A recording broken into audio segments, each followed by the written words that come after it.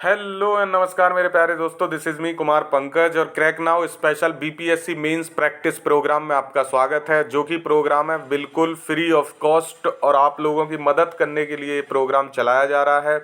आप इस प्रोग्राम से नहीं जुड़े हो तो बिल्कुल अभी जाइए डिस्क्रिप्शन बॉक्स में, वहाँ से टेलीग्राम का लिंक लीजिए और जुड़ जाइए हमसे, ताकि आप भी बेहतर प्रिपरेशन कर पाएँ।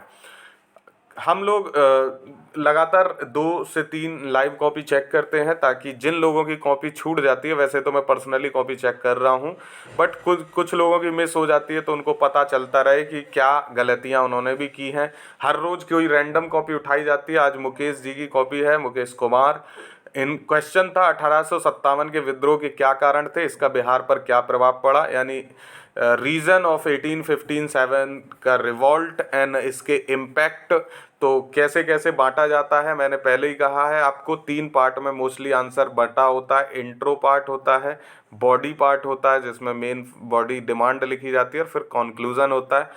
तो यहाँ पे 1857 के विद्रोह के बारे में थोड़ी शुरुआत हो सकती थी, क्या कारण है, ये बहुत बड़ी डिमांड थी, और इसका बिहार पर प्रभाव। ठीक है, तो यहाँ पे कई सारे चीज़ें में जो मुझे एक प्रभाव में देखने मिला, बहुत सारे लोगों ने जो बिहार में 1857 की क्रांति के समय जो जो घटनाएं घटित हो रही थी प्रभाव में, उसको लिखा है। और ये मोस्टली लोगों ने लिखा है, और मोस्टली लोग जब एक जैसा आंसर लिखते हैं तो उसमें एक अंडरस्टूड चीज़ होती है कि आप किसी एक ही रेफरेंस को फॉलो कर रहे हो, या तो आपने सबने कोई एक वीडियो देखा है, या तो किसी एक टीचर के गाइडेंस में आप हो। तो देखिए, कभी भी ना एक जैसा लिखेंगे तो कोई लाभ नहीं होगा। एग्जामिनर के पास एक ही जैसी कॉपी जाएगी तो उसको लाभ मिलेगा जो कुछ अलग लिख के आया है। ये बड़ा अंडरस्टूड सा है, मेरे पास भी यही इम्पैक्ट होगा।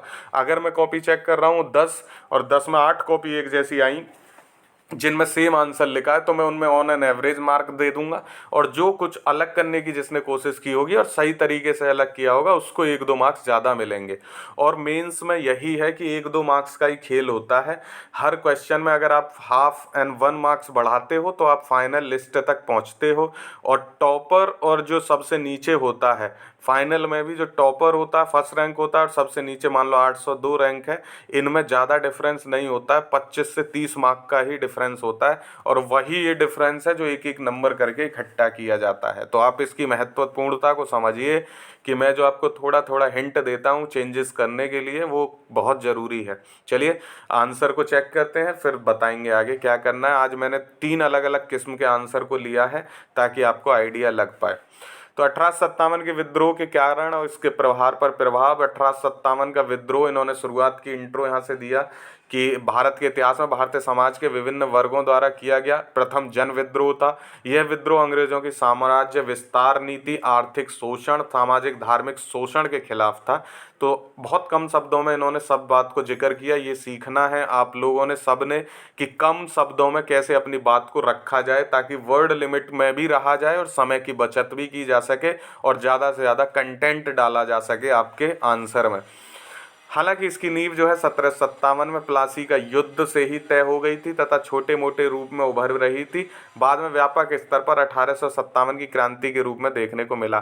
देखिए, छोटे मोटे ऐसे जो हैं क्वेश्चन वर्ड्स को आप ना थोड़ा सा चेंज करिए कुछ अच्छे शब्द से, अच्छा नहीं लगता है। और भी इसमें 1-2 वर्ड आएंगे, मैंने कल ये जब आंसर पढ़ा तो इसमें दिखे थे मुझे, आगे मैं बताऊंगा।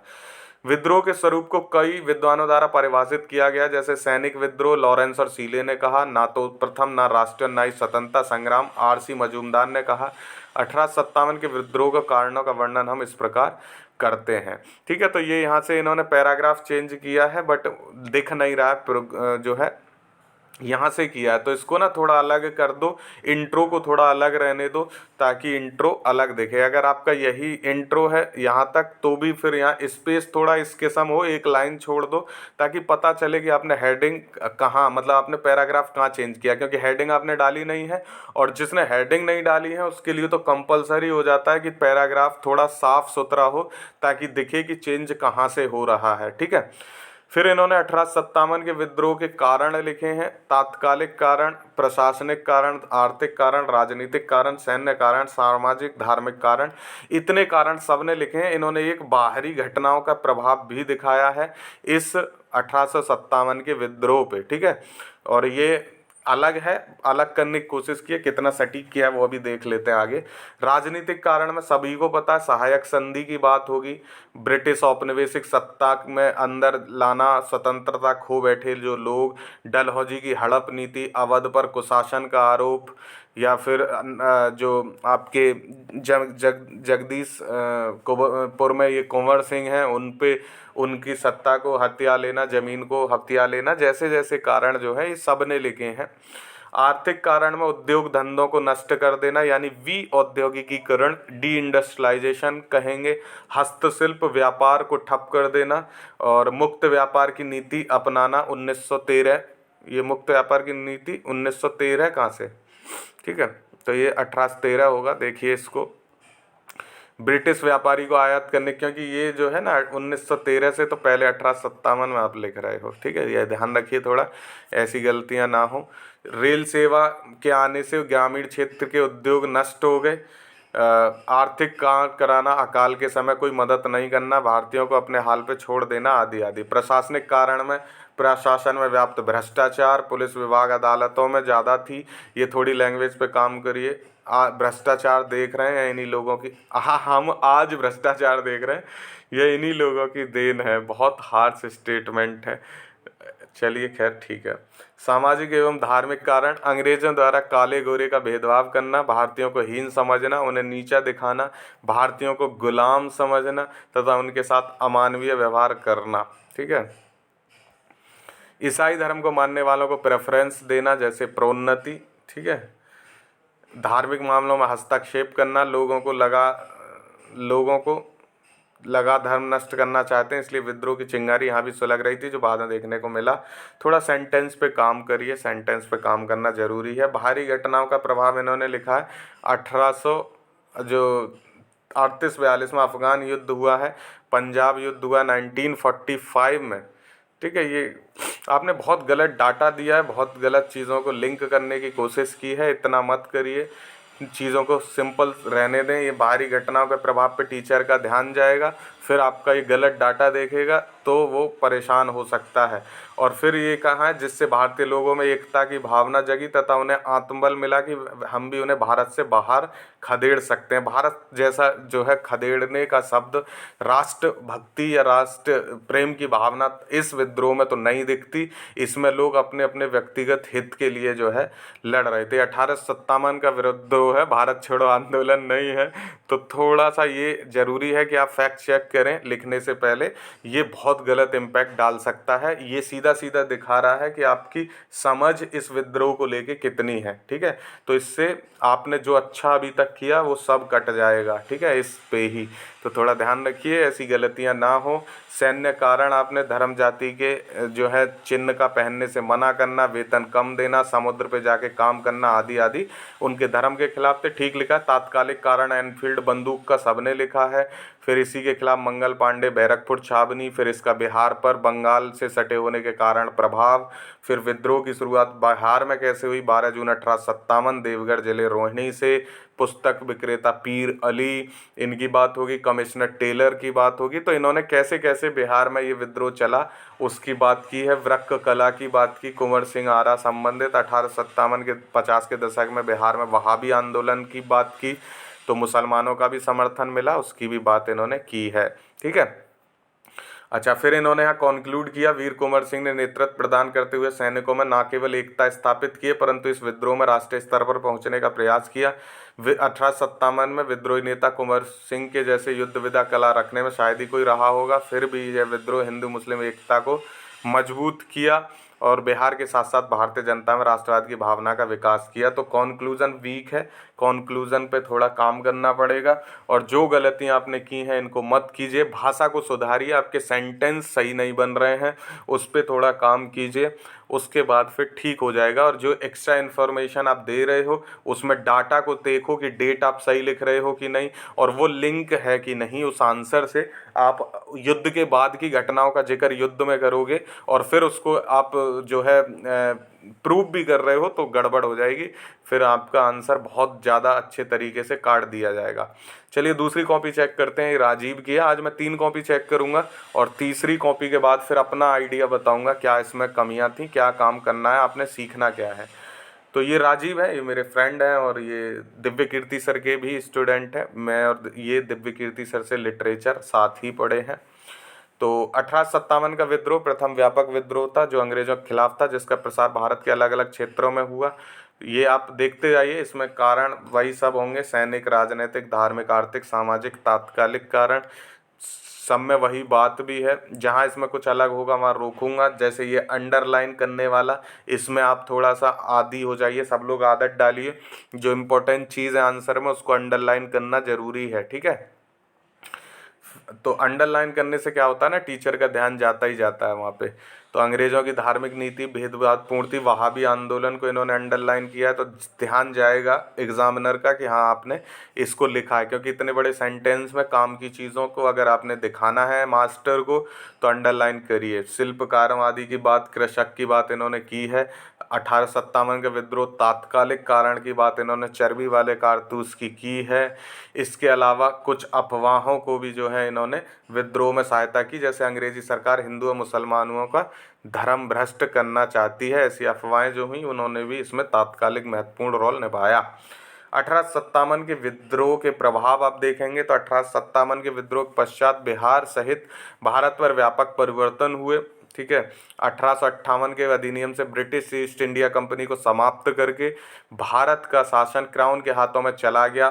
बोर्ड ऑफ डायरेक्टर्स हो गए, तो board of directors, board of control को समाप्त करके राजकीय सचिव यानी सेक्रेटरी ऑफ स्टेट पद का सृजन किया गया, जिसे भारत में प्रशासनिक कार्य के लिए उत्तरदायी समझा जाएगा। विद्रोह के पश्चात पहली बार भारत में देसी रियासतों और अंग्रेजी शासन के मध्य उनके रिश्तों को परिभाषित किया गया। विलय विस्तार हड़प की नीति को छोड़ दिया गया। 1857 की क्रांति की शुरुआत सैनिकों के द्वारा की गई थी, इसलिए उनके संगठन में व्यापक परिवर्तन किया गया। बंगाल में 2 भारतीय सैनिकों पर 1 अंग्रेज सैनिक और बम्बई और मद्रास में अनुपात 5:1 अनुपात का किया गया। फिर आता है कॉन्क्लूजन। सैनिक रेजिमेंट का गठन अब विशेष जाति क्षेत्र, अच्छा अभी चल ही रहा है, समुदाय के आधार पर किया गया, जिसका कारण उनमें राष्ट्रीय भावना न उत्पन्न हो सके, आदि आदि आदि। अंग्रेजों का अब अभी फिर देख लेते हैं कॉन्क्लूजन है कि नहीं। अंग्रेजों का मानना था कि 1857 के विद्रोह का मुख्य कारण मुस्लिम षड्यंत्र था, जिस वजह से अब मुस्लिमों के साथ भेदभाव किया जाने लगा। परंतु 19वीं सदी के अंतिम दशक में जब राष्ट्रीय आंदोलन बल पकड़ने लगा, तब उनकी इस नीति मुसलमानों को लाभ सहयोग न देकर अपनी पक्ष में करके फूट डालो और राज करो थी, जिसका परिणाम सांप्रदायिक और दंगे 1880 के दशक में भारत में होने लगे। तो ये वाली लाइन ना एक्स्ट्रा है राजीव, इसको लिखने की ज़रूरत नहीं थी। अंग्रेजी सरकार ने विद्रोह के पश्चात अपने सामाजिक आधार को पहचाना और उन्हें लाभ और रियायतें देकर अपना सहयोगी बनाया, जिससे उन्हें आगे चलकर राष्ट्रीय आंदोलन के दौरान उन्हें उनका व्यापक समर्थन देखने को मिला, ठीक है। तो इसमें क्या कमी है इस आंसर में? इसमें कमी है कि पूरा आंसर लिखा लेकिन बिहार पर इम्पैक्ट ये कहीं नज़र नहीं आ रहा है। सिर्फ बिहार में आंदोलन कैसे हुआ उसको थोड़ा सा इन्होंने जिक्र किया। देखिए यूपीएससी का ये आंसर है, यूपीएससी का एस्पिरेंट का आंसर है। तो आप ध्यान रखिए हमेशा कि जब भी आप बिहार के बारे में लिखें तो पता चलना चाहिए कि बीपीएससी का आंसर आप लिख रहे हैं, ना कि यूपीएससी का। तो बीच बीच में बिहार को रेफरेंस देते रहें ताकि आपका आंसर बिहार पीसीएस का आंसर लगे, ठीक है। ये ज़रूरी है, ध्यान दीजिए। कुछ एक्स्ट्रा इन्फॉर्मेशन आपने दी हैं उनको आप नज़रअंदाज करिए, कॉन्क्लूज़न और बेहतर हो सकता था। बाकी आपने प्रभाव इम्पैक्ट वाले चीज़ को सही किया है, बिहार के रेफरेंस में अगर वो होता तो और शानदार हो जाता। फिर आता है अर्चना का आंसर। इनका किस्मत अच्छी है, शायद दूसरी बार इनका आंसर आज चेक होगा, तो इनका आंसर चेक करके फिर मैं कंक्लूड करूंगा अपनी बात को। 1857 का विद्रोह आधुनिक भारत के इतिहास में एक निर्णायक मोड़ था। 1757 प्लासी के युद्ध और 1764 के बक्सर के युद्ध के बाद हुई इलाहाबाद की संधि से भारत का शासन नियंत्रण अंग्रेजों के हाथ में चला गया। औपनिवेशिक शासन द्वारा अपनाई गई नीतियों, भारतीयों का शोषण व उनके धार्मिक विश्वास पर की गई चोट के फलस्वरूप 1857 में एक व्यापक और विस्तृत जन आक्रोश निकलकर सामने आया, जिसे कई इतिहासकारों ने राष्ट्रीय विद्रोह तो किसी ने भारत का प्रथम स्वतंत्रता संग्राम कहकर संबोधित किया। बहुत अच्छा, बहुत कम शब्दों में बात इन्होंने अपनी इंट्रो रख दिया। और इसी में देखिए, ये देख रहे हैं ना, मैंने कहा इंट्रो का मतलब होता है कि आप एक पृष्ठभूमि बना के तैयार कर दें। इन्होंने बहुत अच्छे से 1757 से 1857 का जो 700 साल का जो पूरा एक पैच है, ग्रुप है और एक समय है, उसको सिर्फ सिर्फ इन चंद लाइनों में इन्होंने कवर कर दिया। इंट्रो हमेशा इतना ही इम्पैक्टफुल होना चाहिए जिससे एग्जामिनर इंट्रो देख के ही खुश हो जाता है। 1857 के विद्रोह के कई कारण थे जिनका उल्लेख इस प्रकार है। 1857 का विद्रोह जो है राजनीतिक कारण, प्रशासनिक कारण, सामाजिक धार्मिक कारण, आर्थिक कारण, सैन्य कारण और तात्कालिक कारण, ये लगभग सबके सेम है। इसमें वही सहायक संधि, व्यपगत का सिद्धांत यानी डॉक्ट्रिन ऑफ लैप्स की बात हो रही है, हड़प नीति की बात हो रही है, और जो धार्मिक सामाजिक धार्मिक कारण में सब ने छोड़ दिया है, ऑलमोस्ट ने छोड़ा कि जो धार्मिक कारण में सिर्फ ईसाई वाला नहीं आता।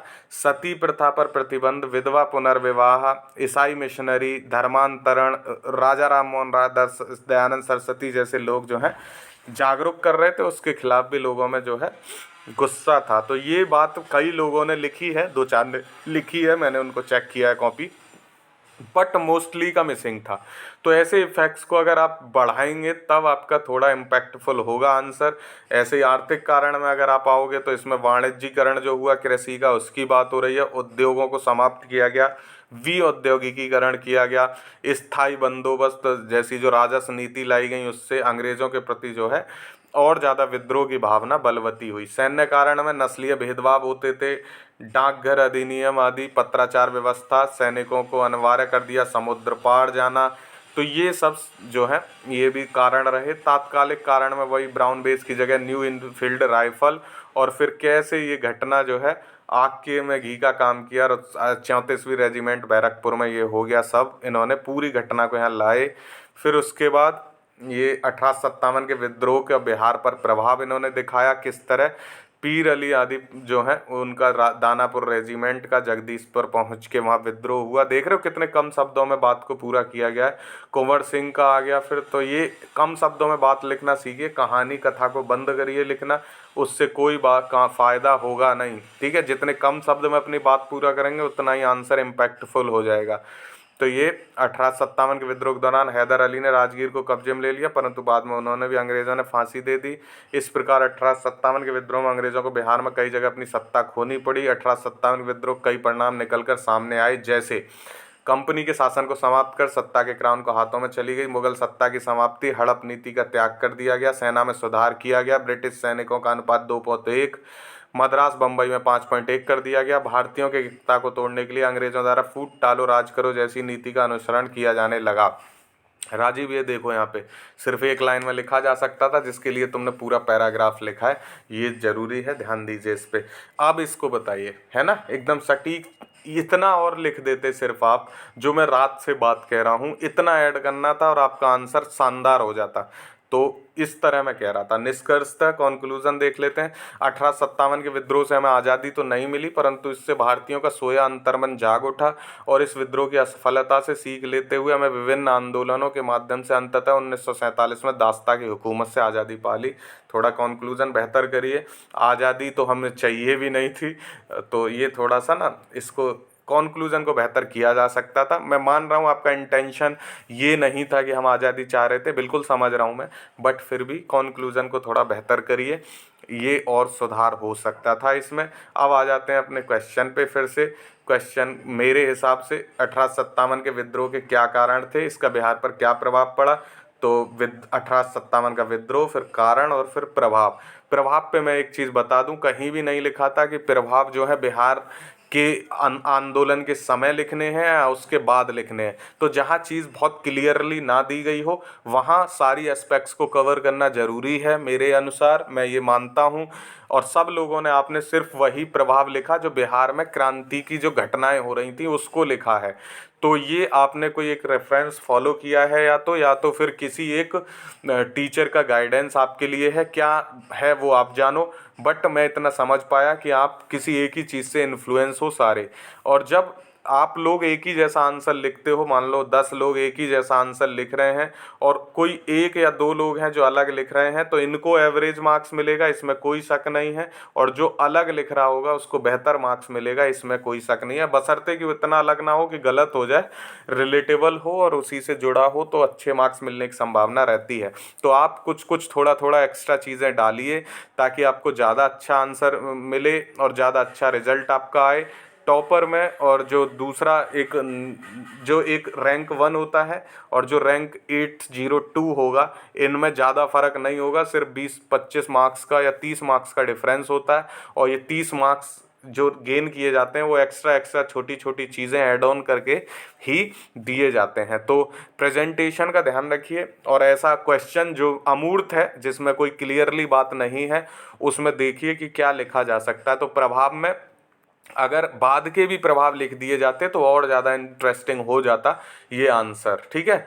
तो ये मेरा एक सीख थी। बाकी आप जानते ही हो, जब आप आंसर लिखते हो तो एक इंट्रो पार्ट होता है, एक बॉडी पार्ट होता है, एक कॉन्क्लूज़न होता है। तो इसमें आपको 1857 का जो विद्रोह है उसके बारे में बताना था, फिर इसकी मेन बॉडी में आपको बताना था कि इसके कारण क्या थे, इसके प्रभाव बिहार पे क्या रहे, कैसे क्रांति चली, और अंत में कॉन्क्लूड कर देना था बहुत बेहतर तरीके से, ठीक है। तो ये जो है, और प्रभाव में जो बिहार पे वर्तमान प्रभाव और क्रांति के बाद के प्रभाव, जैसे कि इन दोनों तीनों आंसर में ऑलमोस्ट हमने देखा है, 2 में देखा है, पहले में नहीं देखा, तो ये भी एक तरीका था जो कि बेहतर था, ठीक है।